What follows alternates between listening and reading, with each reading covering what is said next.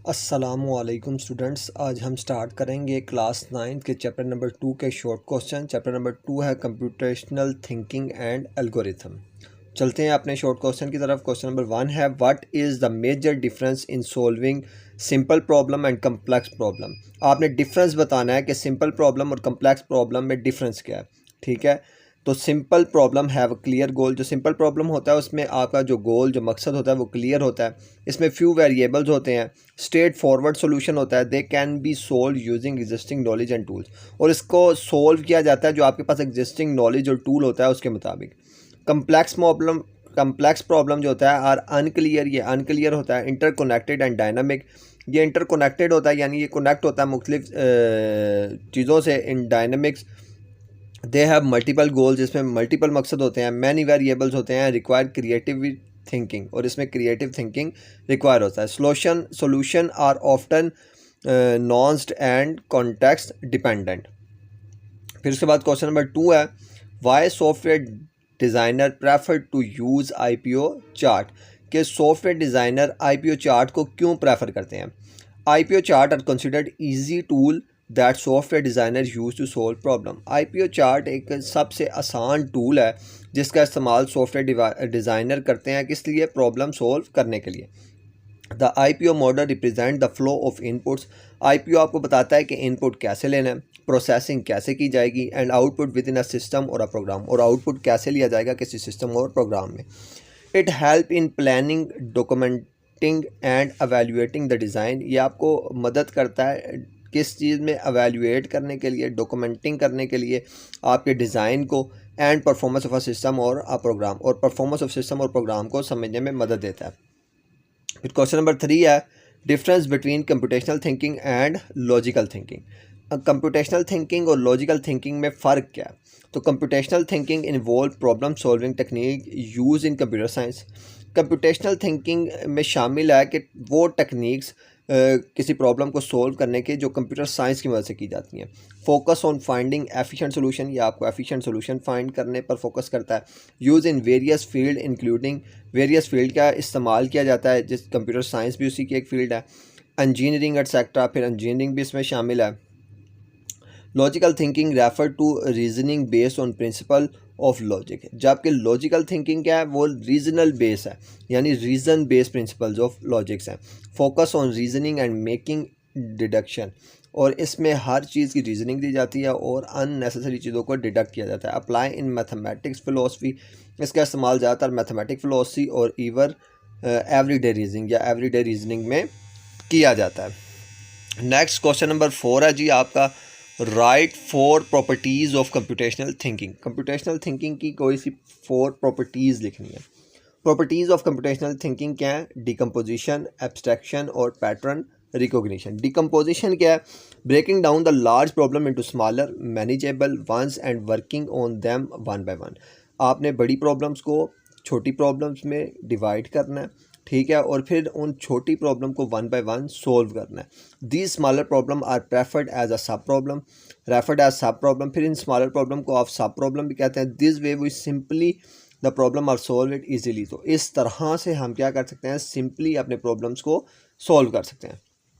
Abstraction, by removing the unnecessary detail to solution, आप unnecessary detail को remove करते हैं जो अपनी सोल्यूशन से। You can should be able to identify essential information, और एसेंशियल जो ज़रूरी इन्फॉर्मेशन है आप उसको आइडेंटिफाई कर लेते हैं, ये है एब्स्ट्रैक्शन। फिर pattern recognition, examine the problem for a pattern और similarities between previous solve problem. आप अपने पैटर्न को एग्जामिन करते हैं और पीछे की गई सॉल्यूशंस के बारे में आप क्या करते हैं, उनका प्रीव्यू लेते हैं, सिमिलैरिटीज़ देखते हैं। Algorithm design, this is actually designing solution. Algorithm design एक किस्म का एक्चुअल डिज़ाइनिंग सोल्यूशन है। They involve creating step by step plan, और ये एक स्टेप बाय स्टेप प्लान है जिसके ज़रिए से आप क्या करते हैं, प्रॉब्लम्स को सॉल्व करते हैं। क्वेश्चन नंबर 5 क्या है, what are the method to use design a solution. आप कौन से मेथड्स का इस्तेमाल करते हैं किसी भी सोल्यूशन के डिज़ाइन के लिए। Once you have a complete understood the problem, पहला काम यह है कि आप कंप्लीटली अंडरस्टूड करें आपकी प्रॉब्लम क्या है। The next stage is to design the solution. फिर नेक्स्ट स्टेज है कि आपने डिज़ाइन करना है सोल्यूशन को। इन सोल्यूशन डिज़ाइन के अंदर you define how software will meet their requirement and objective of a problem. फिर आपको सॉफ्टवेयर रिक्वायरमेंट से पता चलेगा कि आपका प्रॉब्लम का मकसद क्या है। There are two method that use to design a solution. दो मेथड हैं जिनके ज़रिए से आप सोल्यूशन कर सकते हैं अपने प्रॉब्लम्स की। नंबर 1 पर है फ्लो चार्ट और नंबर सेकंड पर है कंसेप्ट मैप। क्वेश्चन नंबर 6 क्या है जी? Which computational thinking technique break down the problem into smaller parts. कौन सी कंप्यूटेशनल थिंकिंग टेक्निक है जिसके ज़रिए आप क्या कर सकते हैं, ब्रेक डाउन कर सकते हैं प्रॉब्लम्स को इन स्मॉलर पार्ट में।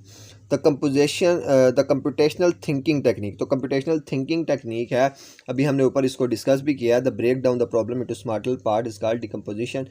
ठीक है, तो जिसमें आप छोटे छोटे प्रॉब्लम में तकसीम करते हैं उसको डीकम्पोजिशन कहते हैं। Decomposition involves breaking down a complex problem और a system into smaller more manageable part और कंपोनेंट्स। डीकम्पोजिशन है क्या? डीकम्पोजिशन में शामिल है ब्रेक डाउन करना कम्प्लेक्स बड़ी प्रॉब्लम को इनटू स्मॉलर और मोर मैनेजेबल, स्मॉलर और ज़्यादा मैनेज होने वाली प्रॉब्लम्स के अंदर। By decomposing a problem, decompose करने से प्रॉब्लम को it become easier and understand and tackle each part of individually. आप इसके डिकम्पोज करने की वजह से किसी प्रॉब्लम को आसानी से समझ सकते हैं, उसको टैकल कर सकते हैं individually. This technique allow problem solver to focus on solving smaller sub problem. इस टेक्निक की वजह से जो प्रॉब्लम सॉल्वर होता है वो डायरेक्टली सब प्रॉब्लम को अच्छे तरीके से समझ सकता है। Which can then be integrated into a solution for overall problem. फिर उसको जब आप कंबाइन करते हैं, इंटीग्रेटेड करते हैं, तो आपका ओवरऑल प्रॉब्लम क्या हो जाता है, सॉल्व हो जाता है। Question number 7, identify 3 computing problem from the subject that you studying in your class. आपने 3 कंप्यूटिंग प्रॉब्लम बताने हैं that you are studying in your class, जो आप स्टडी कर रहे हैं अपनी क्लास में। नंबर 1 बायोलॉजी है, जीनोमिक सीक्वेंसिंग डीएनए एनालिसिस, जिसमें आप जीनोमिक सीक्वेंस पढ़ते हैं और डीएनए एनालिसिस। फिर इकोनॉमिक्स है, मार्केट एनालिसिस, जिसमें आप मार्केट के एनालिसिस पढ़ते हैं, जिसमें आप प्रिडिक्टिंग कंज्यूमर बिहेवियर, आप प्रिडिक्शन करते हैं कंज्यूमर के बिहेवियर की। फिर फिज़िक्स है, सिमुलेटिंग पार्टिकल की कुलयन के बारे में पढ़ते हैं, स्टडिंग कम्प्लेक्स फेनोमिनास, कम्प्लेक्स जो बड़े बड़े फिनोमेनास हैं उनके बारे में आप डिस्कस करते हैं। These example show case how computational science intersect with various field. ये एग्जांपल आपको बताती है कि कैसे कंप्यूटेशनल साइंस बाकी फील्ड के साथ इंटरसेक्ट करती है, demonstrating the interdisciplinary nature and diverse application. ये आपको डेमोन्स्ट्रेट करती है इंटरडिसिप्लिनरी नेचर और डाइवर्स एप्लीकेशन को। Why do we need think computationally. क्यों हमें कंप्यूटेशनली थिंक करना चाहिए? ठीक है, तो think computationally is essential for several reason. Computationally thinking ज़रूरी है, उसके पीछे सेवरल रीज़न हैं। नंबर 1 पे problem solving, number 2 automation and efficiency, number 3 understanding technology, number 4 interdisciplinary application और number 5 preparation for the future. Problem solving क्या है? Computational thinking provide a good style to problem solving. Computational thinking आपको provide करता है good style किसी problem solving के लिए, breaking down complex problem into smaller more manageable part. और फिर आप उस प्रॉब्लम को ब्रेक डाउन कर सकते हैं कम्प्लेक्स प्रॉब्लम को स्मॉलर पार्ट्स में और ज़्यादा मैनेज, जिसको आसानी से आप मैनेज कर सकते हैं। Automation and efficiency. Computational thinking make us to automate task and process, improving efficiency and productivity. Automation होने की वजह से, कंप्यूटेशनल थिंकिंग की वजह से आप जब टास्क को ऑटोमेट कर लेते हैं तो उसकी प्रोसेसिंग इंप्रूव हो जाती है और एफिशिएंसी भी पहले से ज़्यादा हो जाती है। Understanding technology. फिर यानी इंक्रीजिंग डिजिटल वर्ल्ड, जैसे जैसे इंक्रीज़ हो रहा है digital world, computational thinking help individual understand how technology work and how to interact with it. तो कंप्यूटेशनल थिंकिंग हेल्प कर रहा है लोगों की कि वो उनको बता रहा है कि कैसे टेक्नोलॉजी बढ़ रही है और कैसे इसका इस्तेमाल किया जाएगा। इंटरडिसिप्लिनरी एप्लीकेशन क्या है? Computational thinking is not limited to computer science but has application across various discipline. Computational thinking की जो लिमिटेड नहीं है, इसकी मुख्तलिफ एप्लीकेशन है जो वेरियस आपको डिसिप्लिन के बारे में दी जाती हैं। फिर प्रिपरेशन फॉर द फ्यूचर, आप प्रिपेयर कर सकते हैं अपने आप को फ्यूचर के लिए। As technology continue to advance rapidly, computational thinking will become increasingly improve in various aspect of life and work.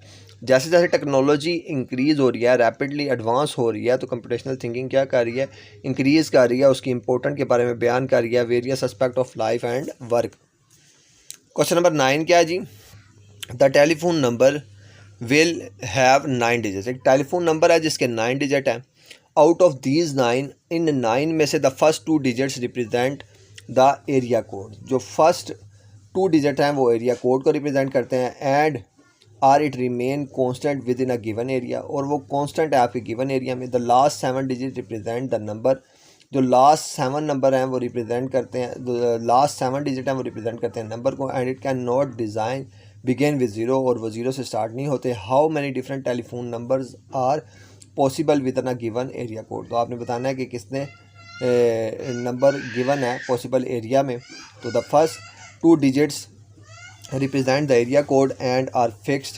जो पहले 2 डिजिट हैं वो एरिया कोड के हैं और वो फिक्स हैं। So we do not need to consider them for variation since they remain constant. तो आप उनको वेरी नहीं करते जब तक वो कॉन्स्टेंट है। तो last 7 digit represent telephone number, और लास्ट 7 डिजिट आपको रिप्रेजेंट करते हैं telephone number. The first digit of these 7 can not be zero. तो पहले 7 डिजिट हैं वो कभी भी जीरो नहीं हो सकते। So there are 9 possible choices. तो आपके पास 9 पॉसिबल चॉइसेस हैं फॉर द फर्स्ट डिजिट 1। पहला डिजिट 1 है थ्रो 9 तक। The remaining 6 digit can each to take the any volume from 0 to 9। फिर 6 डिजिट 0 से 9 तक कोई भी हो सकते हैं। Meaning there are 10 choices for each of these 6 digit. तो हर एक के लिए 6 चॉइसेस हैं। टोटल कम्बिनेशन कितनी है, total telephone number equal to 9 divide करेंगे उसको टाइम से, तो ये आपके पास कैलकुलेशन का जो रिज़ल्ट आएगा वो ये होगा। सो देयर आर 90 लाख, ठीक है, different telephone number possible within a given code. तो आपको गिवन कोड के अंदर 90 लाख डिफरेंट क्या मिलेंगे, पॉसिबल नंबर्स। इस क्वेश्चन है इस चैप्टर का, from a city A and city B there are 4 different roads. City A और सिटी बी के दरमियान 4 मुख्तलिफ रोड्स हैं। And from city B to city C there are 2 different roads, और city B to city C 2 मुख्तलिफ roads हैं। Draw a map of given situation. आपने एक मैप ड्रा करना है गिवन सिचुएशन का। Identify how many possible routes are there, और आपने बताना है कितनी पॉसिबल रूट्स हैं। इनमें some can follow to each from city A to city C passing by city B. City A से सिटी सी तक जाने के लिए और आपने पास करना है सिटी बी से। Calculate the total number of possible routes from city A to city C. सबसे पहले आपने कैलकुलेट करना है सिटी ए से सिटी सी तक कितने टोटल रूट्स हैं पासिंग थ्रू सिटी बी, जो पासिंग करके जा रहे हैं सिटी बी से। There are 4 routes from city A to city B. 4 routes हैं सिटी ए से सिटी बी जाने तक के लिए। There are 2 road from city B to city C, और 2 रोड हैं जो बी से सी तक जाते हैं। तो टोटल रूट्स इन दोनों को मल्टीप्लाई कर दें तो 4 × 2 8। तो so there are 8 possible routes to travel from city A to city C by city B. City A से सिटी सी जाने तक सिटी बी से गुजरकर आपके पास टोटल 8 रूट बनेंगे, जो आपका करेक्ट आंसर है। उम्मीद है आपको ये क्वेश्चन समझ आ गए होंगे। अगर फिर भी किसी बच्चे को कोई क्वेश्चन समझ में नहीं आया या कोई भी कन्फ्यूजन है तो वो कमेंट सेक्शन में पूछ सकता है। मिलते हैं नई वीडियो में। नई वीडियो तक के लिए अल्लाह हाफिज़।